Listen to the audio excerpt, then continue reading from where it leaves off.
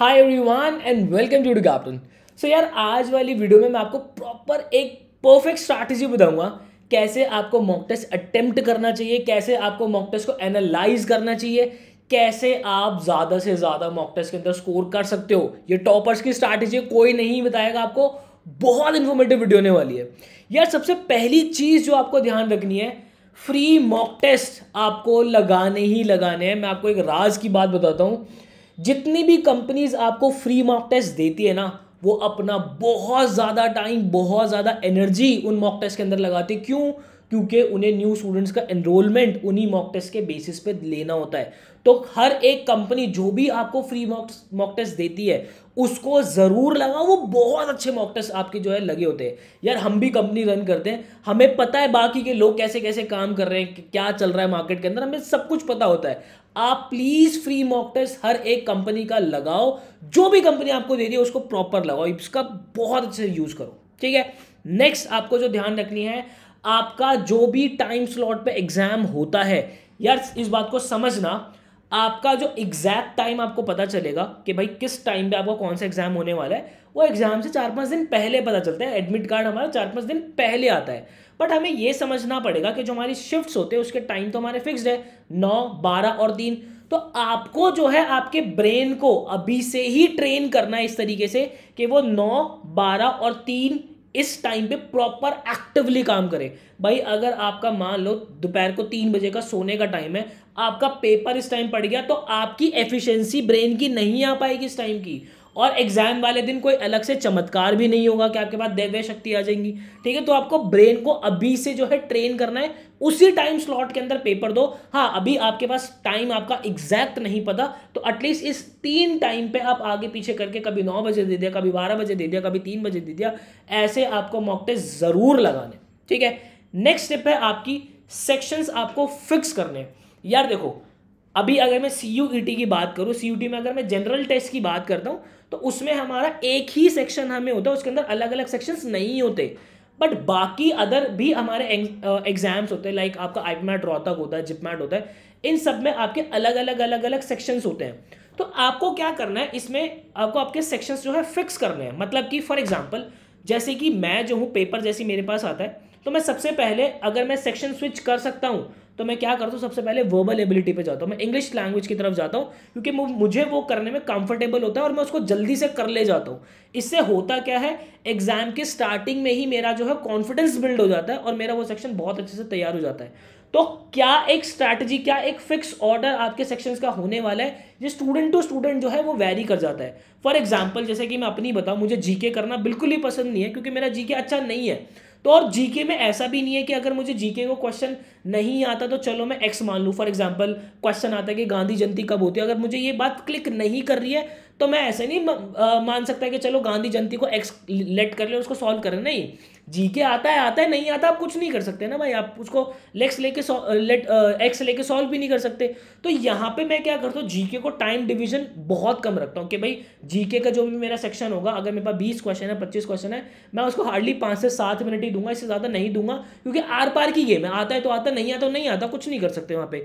तो इस तरीके से आप अपने टाइम डिवीजन जो है बना सकते हो। डिफरेंट आप जब मॉक टेस्ट दोगे तो आपको पता चलेगा कि आप कहाँ कैसे कंफर्टेबल हो, किस सेक्शन को पहले करने में कंफर्टेबल हो। बट यस, आप मान के चलना, जब आप एक सेक्शन फिक्स कर लेते हो तो आपकी ब्रेन और मसल की जो कनेक्टिविटी बनती है वो डायरेक्ट रिफ्लेक्ट करती है आपके बिल्कुल एग्जाम वाले दिन। ठीक है। देन उसके बाद हमेशा 5 मिनट का बफर आपके पास होना चाहिए। जो स्ट्रैटेजीज मैं आपके साथ शेयर कर रहा था मेरे भाई, कोई शेयर नहीं करने वाला, इस बात को समझना। हमेशा अगर आपका मान लो 45 मिनट का एग्जाम है, तो आपके लिए वो जो है 42 मिनट का, 40 मिनट का होना चाहिए। अगर आपका एग्जाम 60 मिनट का, तो कोशिश करना है वो एग्जाम आपका 55 मिनट का ही हो। आप मॉक टेस्ट के अंदर उसको 55 मिनट के अंदर ही सॉल्व करने की कोशिश करना। मैं क्यों कह रहा हूँ, जब हम एग्जाम वाले दिन जाते हैं तो बहुत बार ऐसा हो जाता है कि हमारा एग्जाम चलते चलते जो है माउस रुक गया, चलते चलते वो क्लिक नहीं कर रहा, चलते चलते वो स्क्रीन आगे नहीं बढ़ रही है, सिस्टम हैंग कर गया है। तो ऐसे में हमें जो है हमेशा 4-5 मिनट का बफर जो है वो लेके चलना है, कोशिश करना। ये अच्छी आदत है। आप अब अगर ब्रेन को आदत डाल दोगे ना, तो कम समय वो लेगा और धीरे धीरे आपकी आदत बन जाएगी, जो है अगर 5 मिनट का बफर रखने की आपकी आदत बन जाएगी आगे। नेक्स्ट सबसे इंपॉर्टेंट चीज जो है वो आपको रखनी है टाइम डिवीजन। यार देखो बहुत से बच्चे ऐसे होते हैं जिन्हें क्वांट करने में टाइम लगता है थोड़ा सा। जो बात मैंने आपको पहले भी बताई थी कि भाई अगर जीके है तो जीके को आप 5 से 7 मिनट मैक्सिमम 10 मिनट आप उसके लिए रख सकते हो, क्योंकि उसको आगे हम मतलब उसको सॉल्व करने का कोई और तरीका नहीं उन क्वेश्चंस को, ठीक है। एक्स लेके आप सॉल्व नहीं कर सकते हो। बट वहीं अगर आप क्वांट की बात करोगे तो क्वांट के अंदर बहुत से क्वेश्चंस ऐसे होंगे जहां आप अगर थोड़ी सी रुक के कलम चलाओगे तो आपकी बात बन जाएगी। दैट मीन्स आपको क्वांटिटेटिव एप्टीट्यूड के अंदर जो है वो थोड़ा सा ज़्यादा समय रखना पड़ेगा।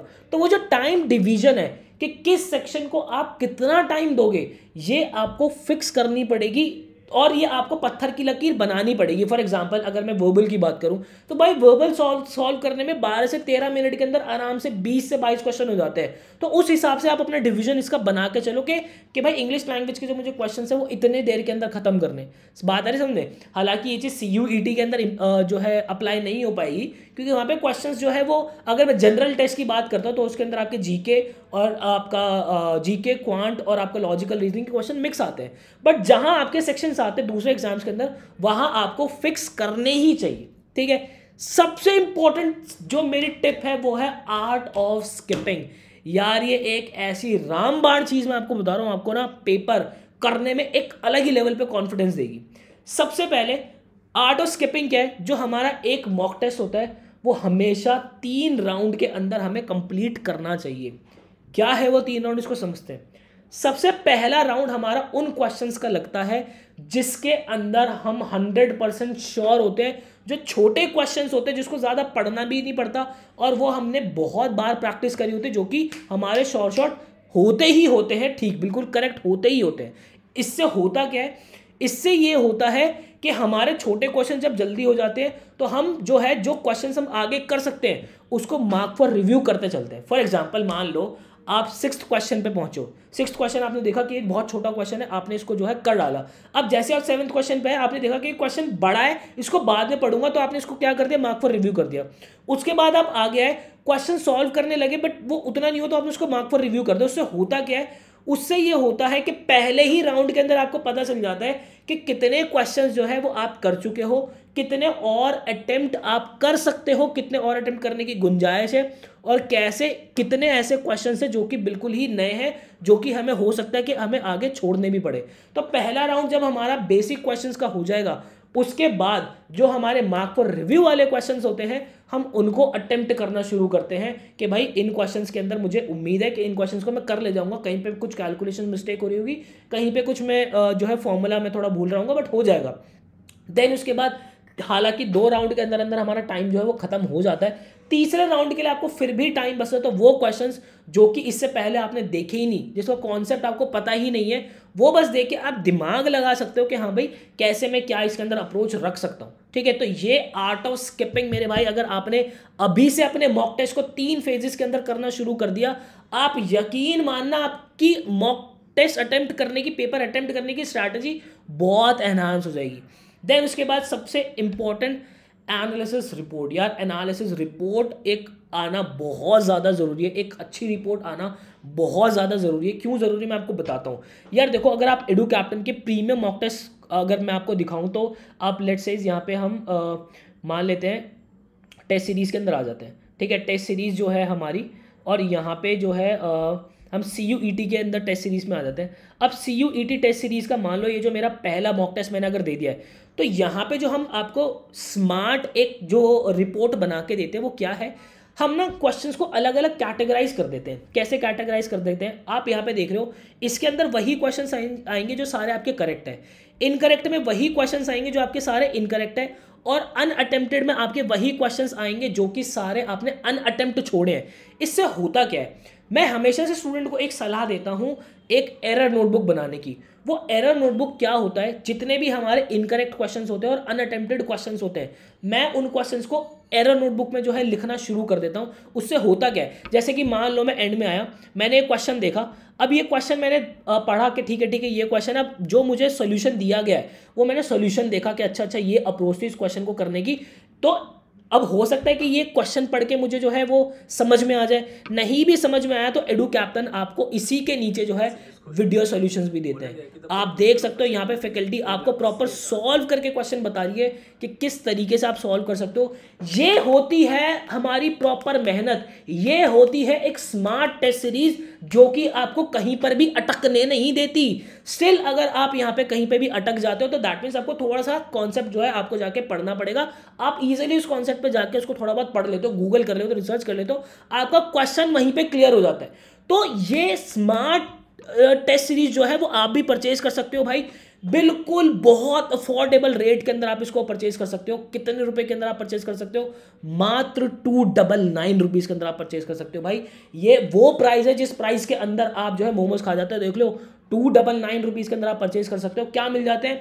200 से ज्यादा, 280 से ज्यादा आपको फुल लेंथ मॉक टेस्ट मिल जाते हैं। आपके CUET के जनरल टेस्ट, लैंग्वेज, आपके domain, IIP MAT Indore, Rohtak, JIPMAT, एनजेफर्स Mumbai, Christ University, NPAT, IP university, सबके proper mock test full length मिल जाते हैं। साथ ही साथ आपको टॉपिक वाइज मॉक टेस्ट भी हम देते हैं भाई। अगर आप एक पर्टिकुलर, फॉर एग्जांपल आप प्रॉफिट एंड लॉस पढ़ने बैठे हो, आप चाहते हो कि भाई मुझे प्रॉफिट एंड लॉस की को ही देखना है कि मैं घड़ी के साथ इसको कर भी पा रहा हूं या नहीं कर पा रहा, तो भाई आप सिर्फ और सिर्फ प्रॉफिट एंड लॉस के मॉक टेस्ट दे सकते हो। आपको प्रॉपर डिटेल सॉल्यूशंस मिलते हैं। देन इसके अंदर जो हम आपको रिपोर्ट बना के देते हैं, अब ये जो रिपोर्ट आपने देखी है मैं एक बार आपको फिर से दिखा देता हूँ। ये जो रिपोर्ट आपने देखी थी अभी, यहाँ यहीं पे चलते हैं, यहाँ पे ये देख सकते हो आप कि भाई ये मैं रिजल्ट पे आया। अब इस रिजल्ट पे आने के बाद आप ये देख सकते हो टॉप स्कोरर जो इस मॉक टेस्ट के अंदर टॉप स्कोर जो है किसने किया है, कितना जो है इसका टॉप स्कोर रहा है, वो सारी डिटेल्स आपके पास मेरे भाई जो आती है। और ये प्रॉपर कितना टाइम आपने लिया है, कितने अनअटेम्प्टेड रहे, क्या मार्क है, क्या रैंक आपके निकल के आ रहे हैं सारे बच्चों में से, वो सारा एनालिसिस हम आपको करके देते हैं भाई। ये बेस्ट मॉक टेस्ट सीरीज आप अवेल कर सकते हो, इसके अंदर इनरोलमेंट ले सकते हो। मैं आपको एक बात बता देता हूँ, 10 तारीख के बाद हम इस प्राइस रेंज में इनरोल नहीं करवा पाएंगे। ये कुछ दिन के लिए ही हमने प्राइस रखे थे, तो आप अगर चाहते हो इस मॉक टेस्ट सीरीज के अंदर इनरोल करना तो आप कर सकते हो। तो आई होप मेरे भाई आपको क्लैरिटी मिली होगी। आर्ट ऑफ स्किपिंग बहुत इंपॉर्टेंट है, अच्छी मॉक टेस्ट सीरीज का आपके पास होना बहुत ज़्यादा ज़रूरी है, सेक्शंस फिक्स करना बहुत ज़्यादा ज़रूरी है, टाइम डिवीजन करना बहुत ज़्यादा ज़रूरी है, तभी आप एक टॉपर रैंक के अंदर आते हो और तभी आप अपने ड्रीम कॉलेज तक पहुंच पाते हो। आई होप आपको क्लैरिटी मिली होगी। मिलता है इसी किसी नेक्स्ट वीडियो के अंदर, मुझे दीजिएगा इजाजत। Till then bye bye and take care.